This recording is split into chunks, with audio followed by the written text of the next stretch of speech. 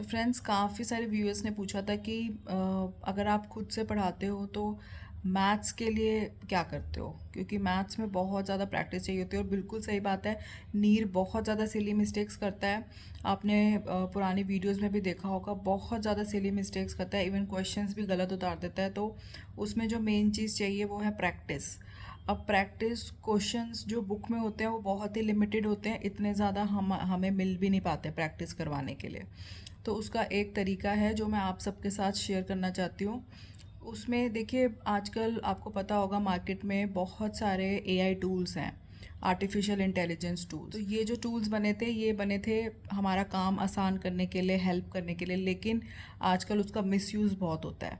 लेकिन खैर, क्योंकि हमें उससे अपना काम आसान करना है, तो आप कोई भी एआई टूल पे सिर्फ ये लिख दीजिए जो भी स्टैंडर्ड के आपको क्वेश्चन आंसर्स चाहिए। लाइक हमें नीर 5th ग्रेड में है तो हमें 5th क्लास के चाहिए, तो उसमें आप सिर्फ ये टाइप करिए जो भी चैप्टर्स आ रहे हैं, जैसे कि फैक्टर्स एंड मल्टीपल्स नाम का एक चैप्टर है, तो आप उसमें डाल दो grade 5 maths questions, chapter factors and multiples, give me 50 questions.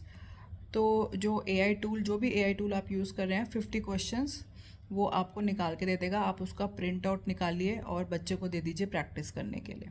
Maths में सिर्फ और सिर्फ कंसेप्ट क्लियर होने के बाद प्रैक्टिस ही करनी है और कुछ भी काम नहीं आएगा। मैथ्स के लिए नीर से हम पहले कंसेप्ट पूछ लेते हैं पूरे चैप्टर की कि क्या समझ आया, उसके बाद हम उसको दे देते हैं प्रैक्टिस करने के लिए। इतनी सारी प्रैक्टिस करने के बाद भी वो सिली मिस्टेक करता है, लेकिन प्रैक्टिस कर करके सिली मिस्टेक्स थोड़ी कम हो जाती हैं। तो 50 क्वेश्चंस का अभी हमने एक सेट निकाला, उसका प्रिंट आउट ले लिया। अब नीर को कल दे देंगे, 3-4 छुट्टियां हैं उसकी मैथ्स में, तो उसमें वो आराम से पढ़ेगा और प्रैक्टिस करेगा।